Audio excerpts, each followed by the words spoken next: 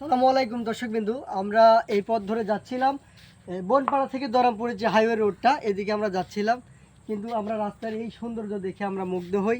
ঠিক নিয়ামতপুর ঘুঘুডাঙ্গায় যেটা দেখা যায়, আপনারা সবাই চেনেন, দুই পাশে তাল গাছের সারি সুন্দর।